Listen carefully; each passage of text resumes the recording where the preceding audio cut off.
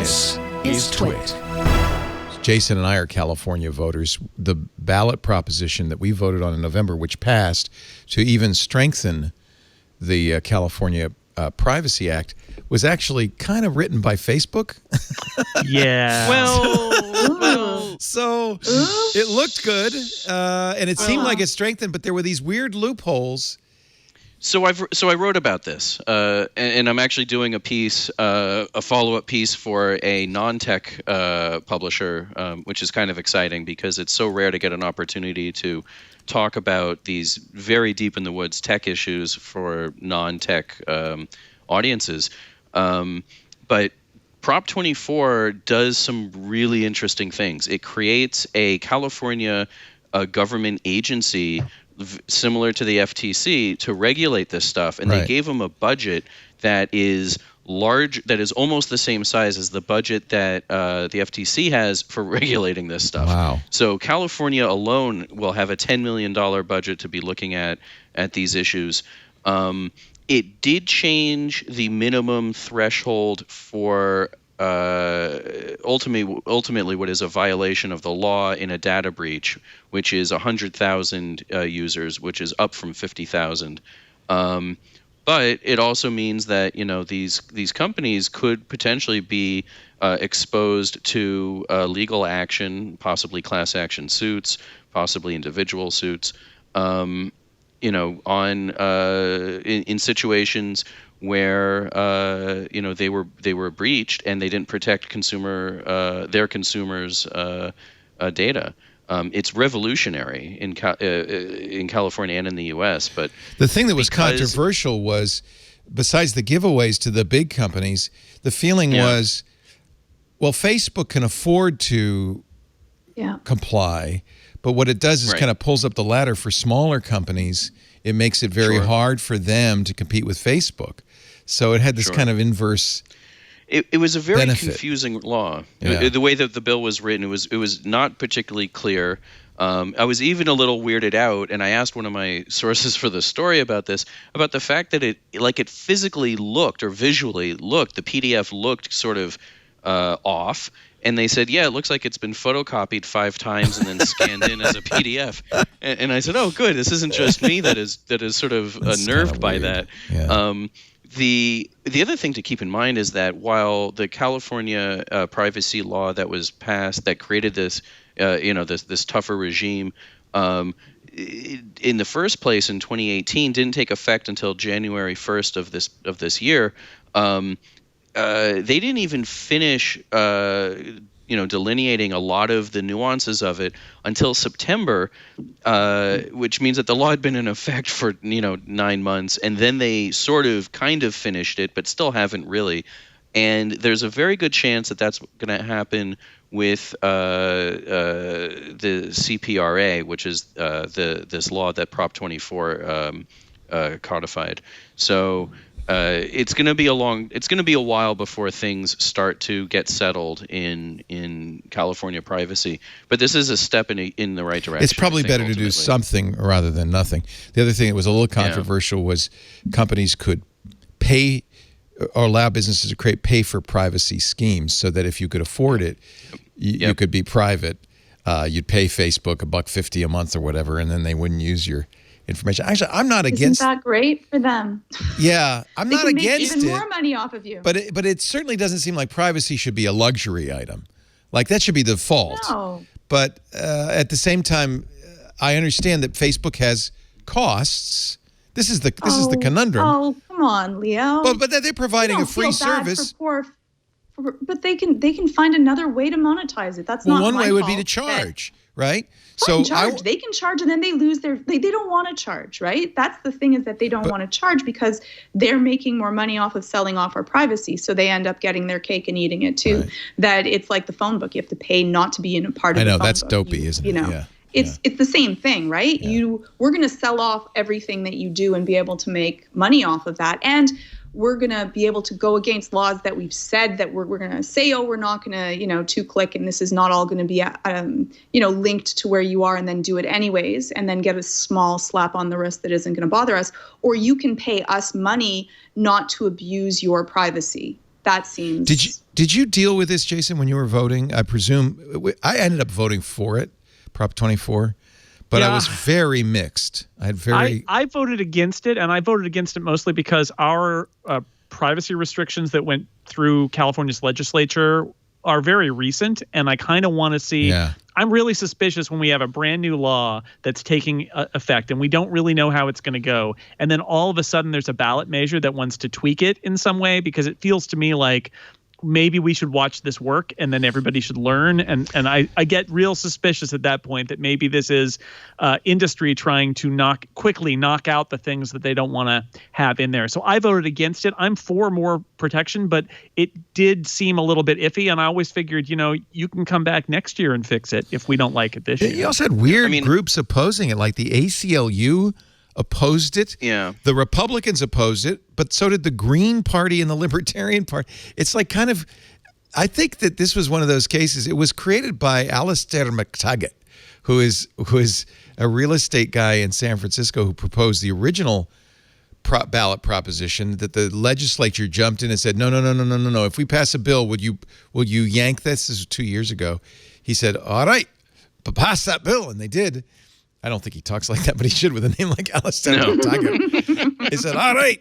And they passed it. But then he came back and said, but I'm going to do it anyway. And that's, by the way, why that so quickly after the initial California law went into effect, we had to vote again on a new proposition. Yeah, I voted against it in part because I couldn't easily parse what was happening with it. And I really feel that California is already besotted with so many horribly written laws that are really hard to follow and have, unclear impacts on voters, and have really harmful effects down the line. Like look at Prop 13.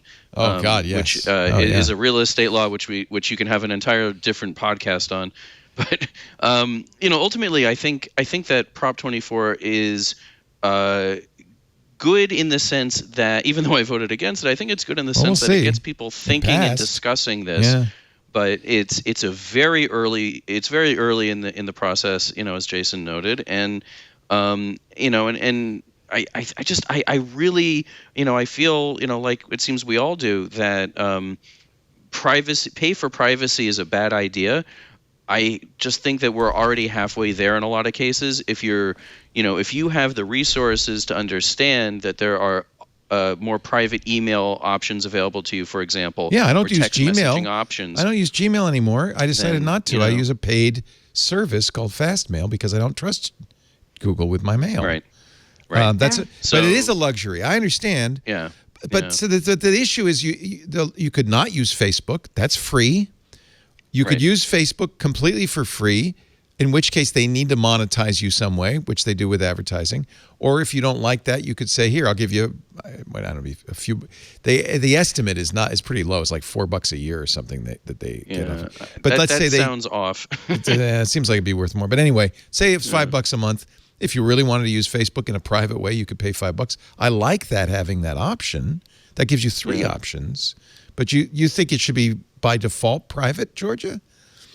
Yeah. But then how do they pay for themselves? I think that if they get caught every time that they get caught misusing our privacy by their own privacy policy, that I think that there should be we should have a right to our privacy. Well, if they don't adhere to their privacy policy, they should absolutely punish. They should have, but I don't think it should be a little tiny fine. I'm sorry.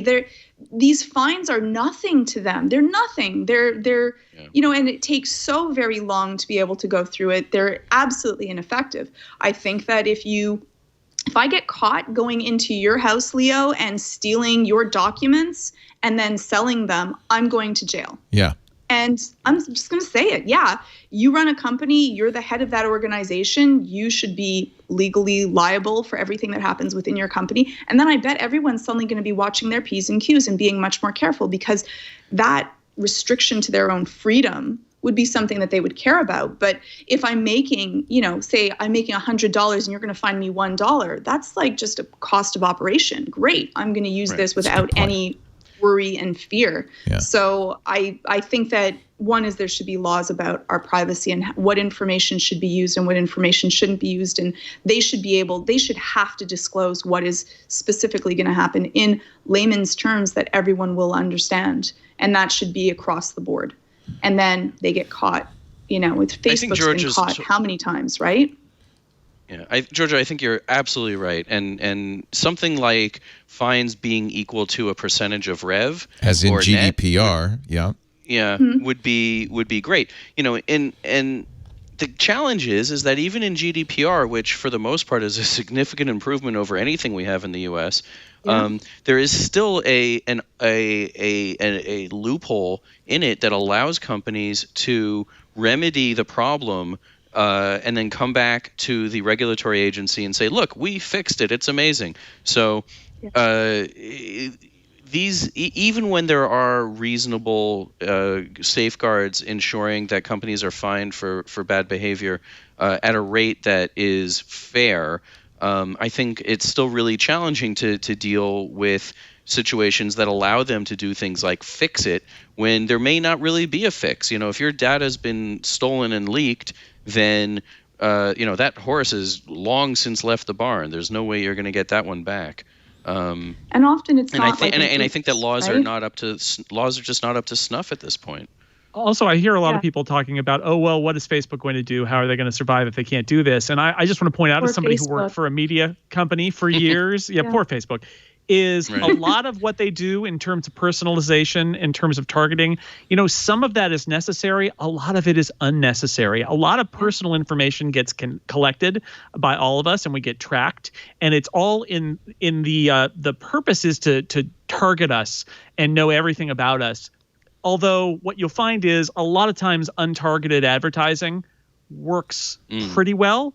Facebook, I get, like, Facebook micro targets, and it's great for small businesses that need to find a very particular kind of person. But I'm going to say I am, based on my history in the media, extremely skeptical that you cannot put in a privacy regime and limit the information that gets shared and limit tracking that happens, especially across sites, and that tech companies that rely on advertising are not going to be able to find a way to make a living at it. I just don't believe it. I think that they are very smart and that there are lots of ways to sell advertising and there are lots of ways to identify target audiences and that you don't need to do the level of collection. I think a lot of the data collection that goes on is completely unnecessary and is just used as a sales tool. So I think that, the stricter the laws, that's interesting, the more evidence you're going to get that a lot of this stuff, not all of it, but a lot of it, and some of the most invasive stuff, I don't think it's really necessary. I think it's just a technique they use to convince people that their ads on the internet are going to be effective, and then they aren't, and we move on with our lives. So I think always make them prove it. Make them prove that they actually need that information, because I don't think they do. You actually might. You know what, Jason? I think you're right. I never even really thought about that, but I think you're right. In my career in the publishing industry, in print, but also on the web, I cannot tell you how many times we got asked for more data about our customers, more data agencies about their and advertisers die for that stuff. They demand it. They don't do anything with it, and it's very rarely used, and it's very rare that it has value. Sometimes it does, but more often it doesn't. It's just a sales technique. Podcasting is going through the same thing now. Now we need to have data about the number of downloads and the time of day, and we need to target. And a lot of it is just a psychological tool that salespeople use to get money from their clients. It's not something that anyone at any point in the chain actually uses. And Facebook has done this before. They did this in 2015 with video, right? And how many news organizations and publishers died because they listened to Facebook, which told them, you need to move everything to video. Video is the next big thing. Here's how it's going to help your business. All these organizations invested in video, and blammo, they're gone. So it's the dirty little secret of advertising. Nobody knows what the hell works or why. Is that right? Right. Is that fair? Except that we do know, right? We do know that there are certain things that do work well. You got to do it. But we don't need to do the kinds of data mining that I think that agencies Facebook says we do, and advertisers want to rationalize it. Well, but you're saying that, Jason, that they're effective in advertising. Yeah, right? They want to say, We have it's scientific. Our spend is right. We're going to get this value. It's not like there isn't data that is useful. There absolutely is, and Facebook's really good at that. It's that of the ocean of data that gets collected, what of it actually does get used and is effective? And I would guess it's very small, and that they could be limited dramatically by laws in terms of what information gets shared and what cross site tracking is allowed, and they would still be able to do a pretty good job of targeting, especially advertising, into people's eyeballs. I think that they overstate how much they need. And again, I think it's up for them to prove it. I think that as members of the public, we should be demanding as much privacy as we can and hear from those tech giants about what they actually need, because we can't take them at their word.